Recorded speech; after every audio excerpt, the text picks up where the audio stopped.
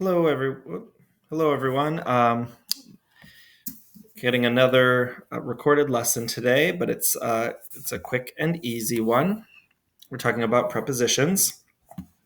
You should know what a preposition is, but I am going to say it just in case. A preposition is usually a short word, and it shows the relationship between two words. And so, some examples of prepositions are with, for, to, in front of, behind, um, under, over, before, or after. There are time prepositions like before, after, during, or even for can be a time preposition. If you say the party lasted for 4 hours, the for, F-O-R, would be a preposition there. Or there are space prepositions like over, under, through, that show the relationship maybe between, like if you're on the chair, you in the chair, the chair's down here, you're up here. So that's what I mean when I say it shows the relationship between two things. And so we're talking about prepositions. If you look at the it's not a full sentence, but the phrase cum amico, that means with a friend. And of course, we already know that when you say with somebody, that somebody is, or with something, that something is going to be in the ablative. And you can see that amico looks like it's in the ablative here. So cum is a preposition. It governs the word amico. With what? With a friend. Amico is in the ablative case. So this is why we're having this lesson today. In the box is why we're having the lesson. We're having the lesson because in Latin, some prepositions are followed by the ablative case and other prepositions are followed by the accusative case. And you're going to be given a small handful of new words that are prepositions, and you're going to be told on the vocab list which case they use, and then you're going to, in the exercises, be using them correctly with whatever the cases you're supposed to use them with. So let's look at another one rather. Post bellum, after the war. So post means after, and you already knew that. And post bellum means after the war. Bellum is in the accusative case because the preposition post takes the accusative. And that's how we're going to talk about it. We're going to talk about certain prepositions taking whatever case. And in provincia means in the province.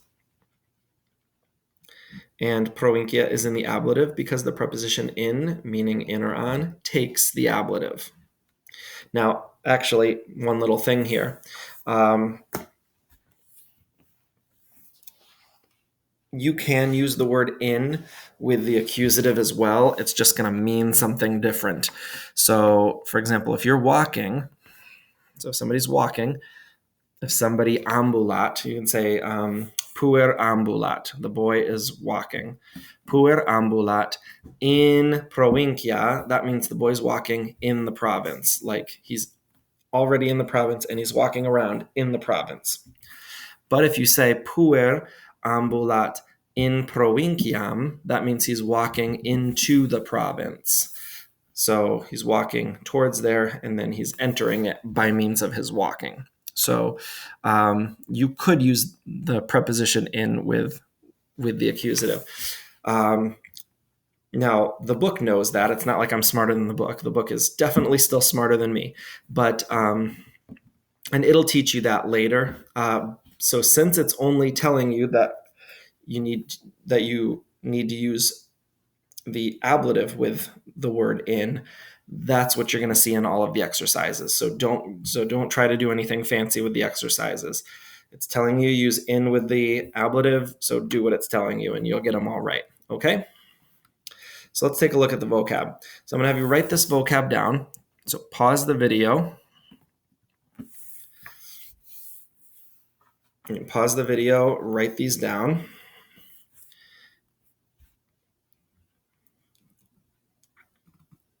And you can see here as you're writing them down that you get to the four prepositions.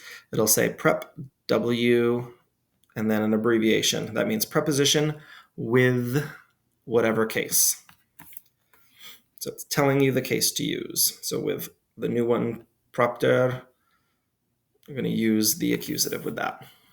Okay, so let's go through some of the other vocab though. Oppidum. So there's a second declension noun of the, and it's neuter as opposed to masculine. Oppidum, oppidi. Gallia, gallii. So remember the second part here is just showing you the genitive singular. So it's just showing you that, okay, this is a first declension word. This is a first declension word because it has I in the end. Gallus, Galli. So this is a Gaul, a person who is a Gaul. Gallus is how we'll pronounce it, or how I'll pronounce it. If you're using ecclesiastical pronunciation, you might say Gallus. Romanus, Romani, a Roman. Roma, Romae, Rome. So Gloria Romae means the glory of Rome, since the I is the genitive singular ending. All right, and then now we're getting into our prepositions. Propter. So one place where you see propter, or hear propter rather, is in the Nicene Creed. So in the Nicene Creed, we say, laudamus te, benedicimus te, adoramus te, glorificamus te. So that means we praise you, we bless you, we adore you, we glorify you. Gratias agimus tibi. We give you thanks. Propter magnam gloriam tuam. So we give you thanks on account of your great glory. You could sometimes translate propter as just simply for. But for has several different meanings, right? You could like exchange something for something else. We're not giving him thanks in exchange for his great glory. I guess we're giving him thanks because of or on account of his great glory. So gratias agimus tibi. So we give you thanks.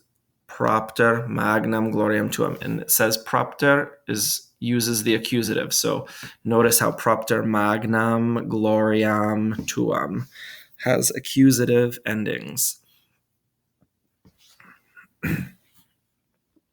All right, cum, the preposition with. You already know that takes the ablative. New one, post.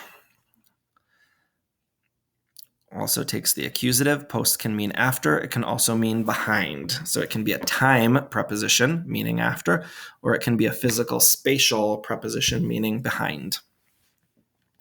And then in, as I've told you, it could take the ablative, but it could also take the accusative. In these exercises that you're going to do down here, just use the ablative like it says, and you'll get them all right. Okay. All right. Again, postbellum and antebellum, A-N-T-E space bellum, or dash bellum rather, are two new phrases that you can add into your Latin derivative section, but with that line drawn. All right, exercise 22. We're going to jump, even though it's early in the lesson, we're going to jump right into the homework. This is a long exercise, and it goes all the way to 40. And so what I'm going to do is I'm going to do the first 20 here with you. Okay? And I'd like you to write them down.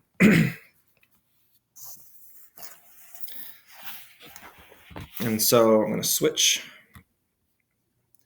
over here. This is how your homework should look. Okay? So you have your name, exercise number on it, date and all that stuff. Okay? In oppido is the first one. Okay? And that means in the town. Now, the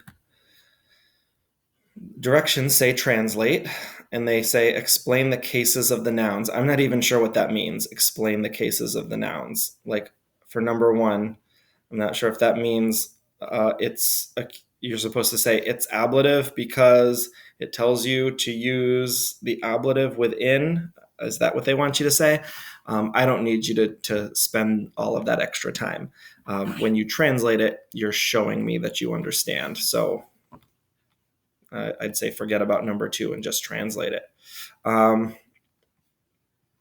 Okay, so just follow along as I do the first 20, and then I'm going to leave you to do 21 through 40. So the next, also here I'd like you to write both the original thing, what it says, and the translation. So don't just write in the town, write in Opido dash in the town. So sometimes I'll tell you, don't worry about writing the original thing that's in the book. Just depends. Does it make it a little quicker for me, and is it a lot of effort for you? If it's little effort for you, but it saves me a lot, I'm going to ask you to, or vice versa. If it doesn't help me out that much, but it would mean a lot of extra writing for you, then I won't ask you to. So here I'm going to. One, because I'm doing half of the exercise for you, but the other reason because it's not that much writing. Okay, so here we go. In Silwa. In Silwa. That means in the forest.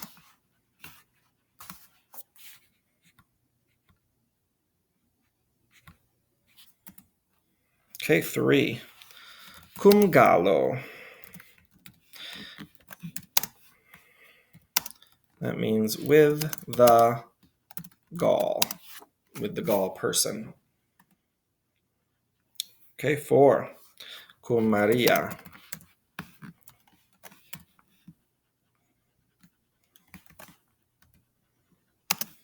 And that's with Mary. Okay, the next one. Propter gloriam Romae. So propter is a new preposition of ours, meaning on account of, or because of, or you could even translate it as for. Okay. In fact, I think even though the book says on account of the glory of Rome, sometimes that's like so weird. That's such a weird phrase. It's like, well, for the glory of Rome just sounds better. But when you have exercises that start out in English, just be aware that it'll say on account of in those exercises. So just kind of be aware of that. So for the glory, and notice that propter takes the accusative. So gloria is gloriam. Glory, and then Romae, that's going to be of Rome. Because Romae is a genitive. Okay, 6, post victoriam. That means after the victory. 7, in Siluis Galliae. In Siluis Galliae. Okay, anytime references made to demonym, that's like a word like that shows where somebody's from, like a New Yorker or a Wisconsinite. Those words are like a Mexican. Those words are all demonyms.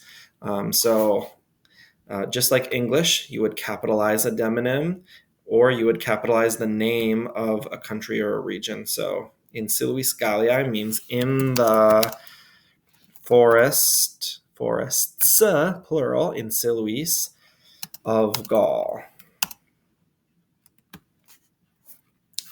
Okay, 8, cum nauta, with the sailor.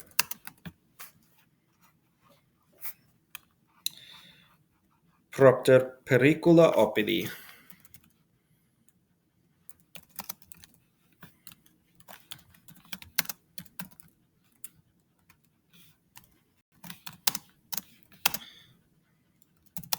Here I'm going to say on account of instead of for, because pericula means dangers, and I don't want to say for the dangers.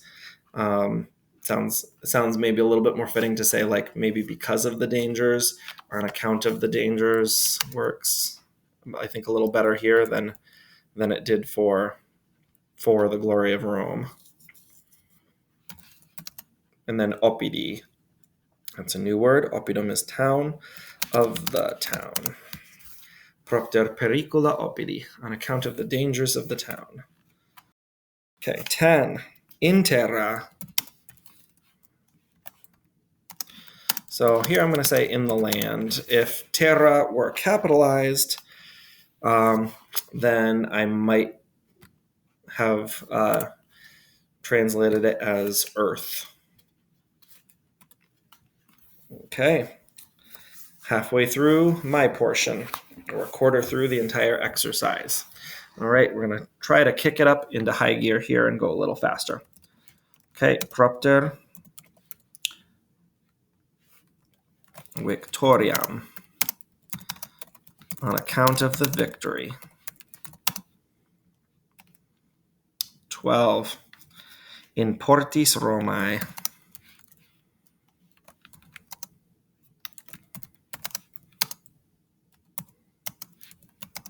So in the gates, or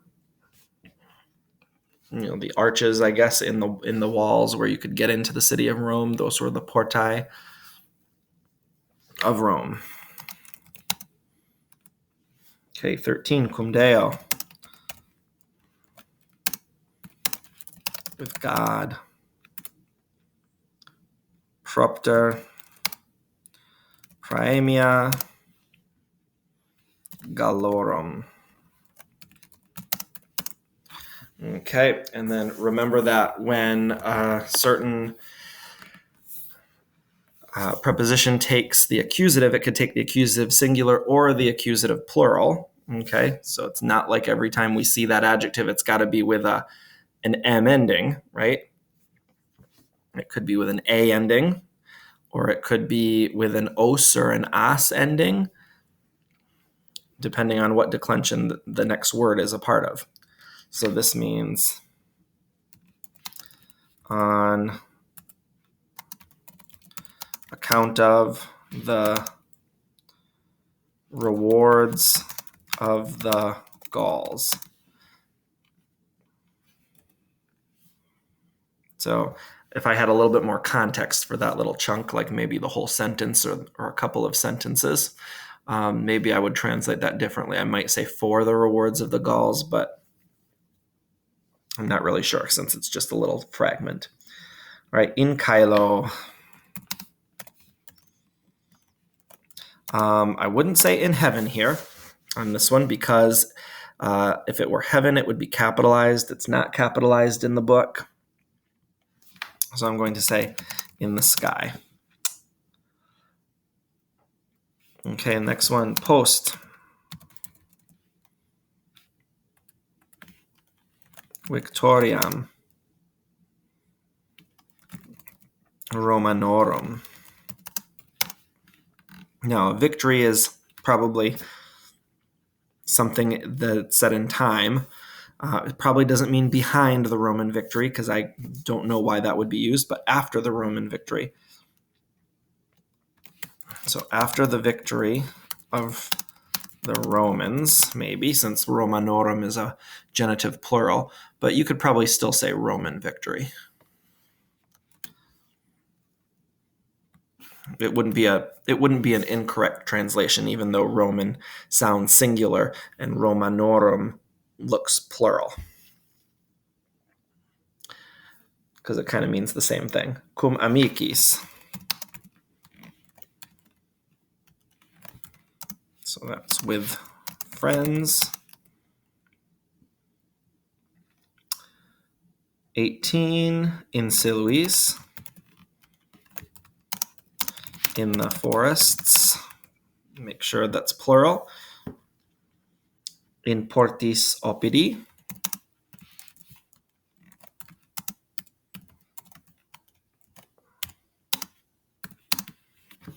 Okay. That's in the gates of the town.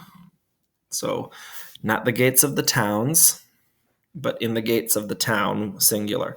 Because opidi is genitive singular, but portis is ablative plural. So in the gates plural of the one town. So that's a town that's big enough to have multiple gates. And the last one, cum Romanis. With the Romans. Okay. All right, you've got the second half to do for homework, and I will let you use the remainder of class time to do it. All right, I will see you later today.